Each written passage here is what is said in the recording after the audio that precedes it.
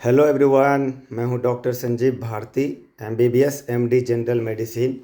और आज जो मैं टॉपिक डिस्कस करने जा रहा हूं यह है बिच्छू अगर किसी को काट ले, जिसको बोलते हैं स्कॉर्पियन बाइट, तो क्या क्या लक्षण होगा और क्या क्या नहीं करना चाहिए और फिर क्या क्या करना चाहिए, यानी इलाज क्या करना चाहिए, ये हम बाद में डिस्कस करेंगे।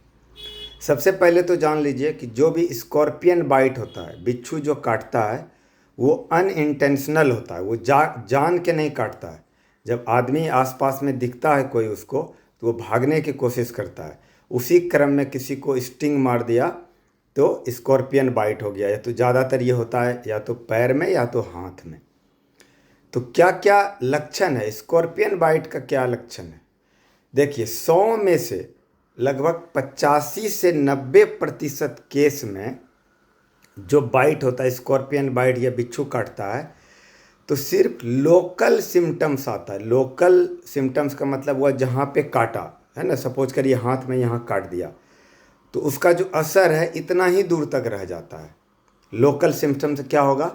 यहाँ पे सूजन हो जाएगा, है ना, फिर दर्द होगा, और ज़्यादा थोड़ा किसी का लक्षण हुआ तो पूरा जो हाथ में झंझनाहट ऐसा होगा, है ना, टिंगलिंग, या किसी का सूनापन हो जाएगा, उसको बोलते हैं नंबनेस या पैरेस्थेसिया। इतना ही लक्षण आता है 90% केस में। लेकिन 10% जो केस है ना, जिसमें 20 ज़्यादा चला गया है, या स्कॉर्पियन में भी कुछ कुछ वेराइटी होता है, स्पीसीज होता है जो ज़्यादा डेंजर होता है ना, जो ज़्यादातर जंगल में या अदर कंट्री सब में पाया जाता है ना। गांव घर वाला जो होता है वो 90% केस में लोकल सिम्टम्स ही आता है। लेकिन 10% केस में जो लक्षण ज़्यादा आ सकता है वो क्या क्या है, वो देखिए क्या हो सकता है। मरीज को ज़्यादा सलाइवेशन होगा, है ना। ज़्यादा सलाइवेशन का मतलब वो मुंह से लार आएगा, है ना, लार चूने लगेगा। ऊपर से आँख जो है, आँख टेढ़ा मेढ़ा होने लगेगा, है ना। किसी किसी को क्या होता है, ऑटोनोमिक सिम्टम्स आ जाता है। उसमें क्या होगा, बीपी बढ़ जाता है। ये बहुत ज़्यादा ज़रूरी है, इसका हम इलाज में चर्चा करेंगे कि ध्यान इसी चीज़ का रखना होता है ना। बीपी बहुत ज़्यादा हो जाएगा, स्वेटिंग होगा, पसीना हो जाएगा, जिसको बोलते हैं डायाफोरेसिस। पूरा बॉडी में लगेगा कि पसीना छूट रहा है। किसी किसी का हाई ग्रेड टेम्परेचर हो जाएगा, लगेगा कि कोई बुखार चढ़ गया है ना। बुखार हो सकता है, पसीना हो सकता है, पाल्पिटेशन, घबराहट हो सकता है ना। पैरेस्थेसिया और पेन टेम्परेचर तो हम बता दिए लोकल साइट वाला। इसके अलावा और भी ज़्यादा सिम्टम्स किसी को हो तो हार्ट बीट बहुत फास्ट हो जाता है, टैकीकार्डिया हो जाता है। किसी का जो ब्रेडिकार्डिया भी हो सकता है, क्योंकि ऑटोनोमिक सिम्टम्स में ये सब आता है। किसी किसी को अस्थमा के तरह, यानी दम लगेगा फूल रहा है, दम फूलने लगा, किसी का सांस फूलने लगता है। हाँ, लेकिन याद रखिए ये सब बस 10% केस में ही होता है, 90% में ये सब नहीं होता है। और एक और बात, ये सब चीज़ जो होता है, ज़्यादातर जो ये सब लक्षण अगर सीरियस होना है तो शुरू के 5 घंटे में ही हो जाता है। इसीलिए 5 घंटा शुरू का कम से कम डॉक्टर के ऑब्जर्वेशन में रखना ज़रूरी है। कि कोई क्वालिफाइड डॉक्टर है, मान लीजिए कोई एमबीबीएस है ना, एमडी है, या जो भी प्रैक्टिशनर भी अगर जानकार कोई है, तो उसके संरक्षण में रखना ज़रूरी है। उससे क्या होगा कि बीपी बार बार देखना ज़रूरी है, पल्स ऑक्सीमीटर से ऑक्सीजन देखना ज़रूरी है, क्योंकि कुछ ख़राब ना हो जाए। अगर ख़राब होगा तो उसका इलाज है। इसलिए बस ऑब्जर्वेशन में रख के ध्यान रखना है। ऑब्जर्वेशन का मतलब होता है मरीज पर कड़ा नज़र, है ना, रखना कि कुछ गड़बड़ हुआ। मान लीजिए ऑक्सीजन कम गया तो ऑक्सीजन लगा दिए, बीपी बढ़ गया तो बीपी का दवा दे दिए, सांस फूलने लगा तो नेबुलाइज कर दीजिए। हर चीज़ का इलाज है ना, डरने का बात नहीं है, लेकिन ध्यान रखना ज़रूरी है। तो ये हुआ लक्षण। कुछ कुछ मरीज में क्या होता है, कार्डियक तक भी सिम्टम्स आ जाता है। कार्डियक का सिम्टम जब आएगा तो सांस फूलने लगेगा, है ना। हम लोग जब आला लगाते हैं तो क्रेकल्स मिल जाता है। 2-3% केस में न्यूरोलॉजिकल प्रॉब्लम होने लगता है, क्रेनियल नर्व का इन्वॉल्व हो गया, है ना, ब्रेन का नस जिसको बोलते हैं साधारण भाषा में।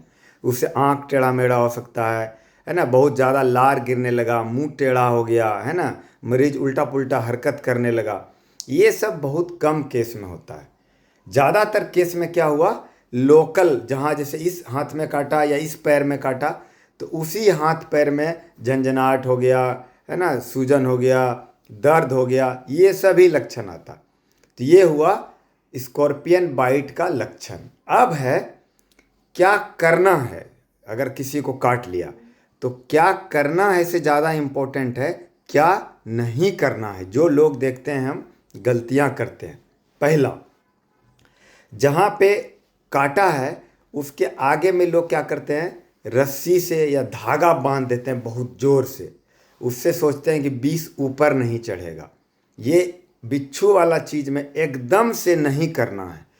जहाँ पे अगर आप यहाँ बांध देंगे, इधर का ब्लड सर्कुलेशन कम जाएगा, क्योंकि हार्ट से जो है ब्लड हाथ के द्वारा ऐसे आता है नस में, है ना। अगर आप यहाँ बांध दिए हैं और बहुत ज़ोर से बांध दिए, ब्लड नहीं जाएगा, तो ये वाला पार्ट जो है ब्लड सप्लाई कम जाएगा, तो टिश्यू में गैंग्रीन बोलते हैं, गलने लगेगा, है ना। आप जो है फायदा की जगह नुकसान कर दीजिएगा, इसलिए कभी भी बांधना नहीं है, पहला। दूसरा, कई लोग क्या करते हैं, जहाँ पे बिच्छू काटा है वहाँ पे हल्का सा ब्लेड मार देते हैं। ब्लेड मार के क्या करते हैं, सोचते हैं विष को निकाल देंगे। ये एकदम से नहीं करना है। वहाँ पे जो घाव है उसको छेड़छाड़ किसी ब्लेड से या है ना या चाकू से नहीं करना, एकदम ज्यों का त्यों छोड़ देना है उसको। ऐसा करने से क्या होगा, और घाव बढ़ सकता है, बाद में गैंग्रीन हो सकता है, वहाँ पे किसी जीवाणु का इन्फेक्शन हो सकता है, इसलिए वो काम नहीं करना है। तो करना क्या क्या है, करना क्या है, उसमें से पहला स्टेप है, यानी इलाज का पहला स्टेप है वुंड क्लिनिक, यानी जहाँ पे बिच्छा काटा है उसको सिंपल धो देना है। नॉर्मल पानी से आप उसको पानी मारेंगे, उसको साफ कर दीजिए, या बहुत ज़्यादा हुआ तो आप डिटॉल के साबुन से या डिटॉल का लिक्विड डाल के उसको बस ऐसे ऐसे ऐसे करके धो दीजिए। उसको काटना चीरना नहीं है, पहला बात। दूसरा, दर्द तो होता ही होता है ना, बिच्छा अगर साधारण वाला भी बिच्छू काटा है तो लोकल पेन होता है, दर्द होता है। तो दर्द के लिए क्या दवा देंगे, सबसे पहले दर्द के दवा के लिए हम लोग क्या करते हैं, एनसेट्स ग्रुप का दवा, जीरोडॉल एक टैबलेट 100 mg का, जीरोडॉल SP या जीरोडॉल P नहीं बोल रहे हैं, जीरोडॉल, जिसमें एसिक्लोफेनेक होता है 100 पावर का, और साथ में डोलो 650, दोनों टैबलेट एक एक दे दीजिए। और इसको देने से पहले एक गैस का पेन 40 या पेंटोसिड 40 दे दीजिए, तो आपका दर्द कम जाएगा। इससे भी दर्द नहीं कमा तो आप अल्ट्रासेट का टैबलेट, जो ओपॉइड ग्रुप का अल्ट्रासेट या कालपोल टी, जिसमें ट्रामाडोल रहता है ना, अल्ट्रासेट क्या, ULTRACET, अल्ट्रासेट का टैबलेट या कालपोल टी का टैबलेट, दोनों एक ही कंपोजिशन है, वो एक दे दीजिए। 90% केस में दर्द कम जाएगा। अगर नहीं कमे तो आप डायलोना का इंजेक्शन मसल में या भोभरन का इंजेक्शन लगा सकते हैं, मांस में लगाना है, नस में नहीं देना है। उसके अलावे आप ट्रामाडोल, जो ट्रामाडोल का सुई आता है ना, 1 एम्पल, वो भी IM लगा सकते हैं। इससे दर्द और झंझनाहट जो है वो कम जाएगा। ये हुआ दर्द का बात। ये तो 90% केस में आपका इलाज हो जाएगा, लेकिन 10% केस में जो ध्यान रखना है वो है जो हमने बताया था कि ऑटोनोमिक सिम्टम्स आ गया है ना, पसीना चल रहा है, स्वेटिंग हो गया, BP ज़्यादा हो गया, कम हो गया, टैकीकार्डिया हो गया। ये सब के ध्यान रखने के लिए आपको डॉक्टर के ऑब्जर्वेशन में रखना है। और BP अगर किसी का 150 क्रॉस कर गया, 140-45 तक है तो आप दवा नहीं भी देंगे तो चलेगा, लेकिन अगर किसी का BP 140 के ऊपर जा रहा है तो BP का दवा देना है। लेकिन यहाँ पे नॉर्मल दवा से काम नहीं चलेगा कि है ना, एम्लोकाइंड दे दिए, एम्लोसेफ दे दिए, टेलभास दे दिए, टेलमा, यहाँ नहीं देना। क्यों? क्योंकि यहाँ जो BP बढ़ रहा है ये नॉर्मल वाला BP नहीं है, ये ऑटोनोमिक हाइपर एक्टिविटी, यानी सिंपैथेटिक एक बॉडी में होता है, सिंपैथेटिक सिस्टम होता है।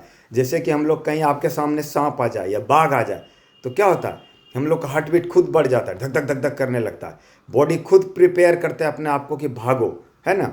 इसीलिए हम लोग यूज करते हैं कि कहीं फ्राइट कहीं डर हो जाए या भागना पड़े तो सिंपैथेटिक एक्टिविटी बॉडी में बढ़ जाता है ना।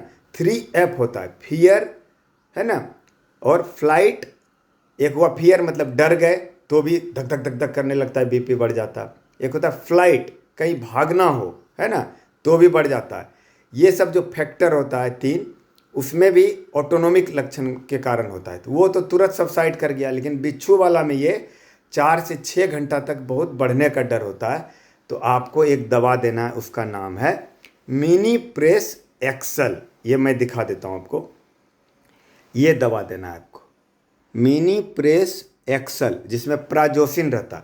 ये 2.5 पावर का दीजिए, उससे नहीं हो तो 2 और ज़्यादा बीपी हो जाए, मान लीजिए 180-90 है तो आप 5 पावर का दीजिए। तो ये क्या करेगा, बीपी तो घटाएगा ही, जो ऑटोनोमिक सिम्टम्स है ना, उसको भी कम करेगा। ये हुआ। दूसरा है, अगर मरीज को सांस में दिक्कत होने लगे, है ना, सांस फूलने लगे, तो आप हॉस्पिटलाइज करना चाहिए और वहाँ पे नेबुलाइजेशन होगा, डायूरेटिक्स चलेगा, है ना, बीपी मॉनिटर होगा, ऑक्सीजन मॉनिटर होगा। तो मरीज इसमें अगर अच्छा सा इलाज किया जाए तो बिच्छू काटने से रेयर है कि जो है मरीज गड़बड़ाए। ज़्यादातर कंडीशन में 99.99% में मरीज ठीक हो जाएगा।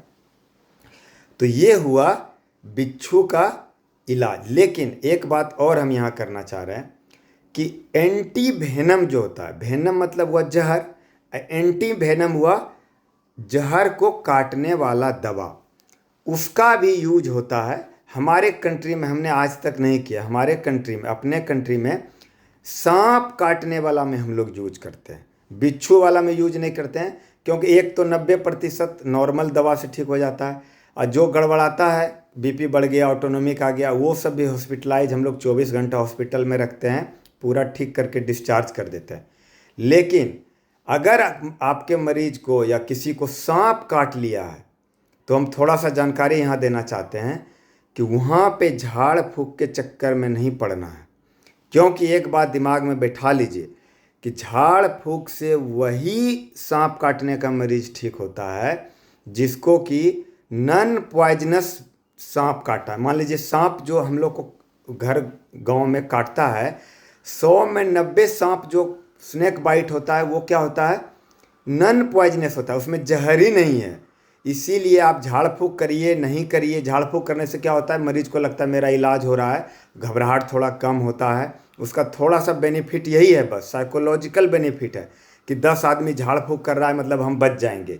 तो उसमें क्या है, ऑटोनोमिक सिम्टम नहीं आया, बीपी नहीं बढ़ा, घबराहट नहीं हुआ, तो वो मरीज ठीक हो जाता है, यही एडवांटेज है। लेकिन आप अगर वो पॉइजनस स्नेक जिसमें जहर है वो काट लिया है तो वो आदमी नहीं बचेगा। उसमें जहर काटने के लिए हम लोग एक दवा देते हैं, जहर मतलब वेनम, और जहर को काटने वाला दवा एंटी वेनम, वो भी जहर दे के ही बनाया जाता है। क्या होता है, जहर को हम लोग घोड़ा में देता है वैज्ञानिक, हम लोग नहीं, और उससे जो जहर के खिलाफ एंटीबॉडी बनता है उसको वो निकाल के दवाई बना के रखते हैं। तो हम लोग सैकड़ों मरीज को अपने पीजी में, जब हम लोग पोस्ट ग्रेजुएशन कर रहे थे, सैकड़ों मरीज को हमने सांप काटने के बाद दवा दिया और वो मरीज ठीक हो जाता है। कभी कभी मरीज का जो है सांस फेफड़ा इन्वॉल्व कर लेता है ना, फेफड़ा इन्वॉल्व कर, सांस फूलने लगा, उस कंडीशन में 2-3 दिन वेंटिलेशन पे रखा जाता है और जहर काटने वाला दवा दिया जाता है। और जब जहर का असर कम हो जाता है तो फिर हम लोग वेंटिलेशन हटा लेते हैं। छोटे छोटे सेटअप में भी, बहुत बड़ा नहीं ज़रूरत है कि छोटे हॉस्पिटल में भी जहाँ वेंटिलेशन का सुविधा है और सांप काटने वाला जहर है ना, जहर को काटने वाला जो है, सांप के जहर को काटने वाला दवा अवेलेबल है, तो सांप काटने वाला मरीज को बचाया जा सकता है। लेकिन आपको तुरंत हॉस्पिटल पहुंचना चाहिए और ख़ास करके सरकारी अस्पताल में पहुंचिए, मेडिकल कॉलेज में। तो ये हमारा वीडियो था आज बिच्छू वाला। इसको ज़्यादा से ज़्यादा शेयर करिए, है ना, फेसबुक पे भी शेयर करिए, व्हाट्सएप पे करिए, इसीलिए कि ये कॉमन प्रॉब्लम, पर्सनल प्रॉब्लम आपका नहीं है। ये बिच्छू काटने वाला जो समस्या है या सांप काटने वाला है, ये पूरा इंडिया में बहुत प्रिवेलेंट है। तो अगर आप जागरूक करते हैं किसी को, है ना, तो आपका उसके बहाने उस पर डिस्कशन होगा, चर्चा होगा। और एक बात याद रखिएगा, ज्ञान बांटने से ही ज्ञान बढ़ता है ना। धन और ज्ञान में यही अंतर है, धन अगर बांटेंगे तो घटेगा, लेकिन ज्ञान बांटेंगे तो बढ़ेगा। Thank you so much video देखने के लिए और इतना सपोर्ट करने के लिए, है ना, मेरा सब्सक्राइबर बढ़ाने के लिए। Thank you so much.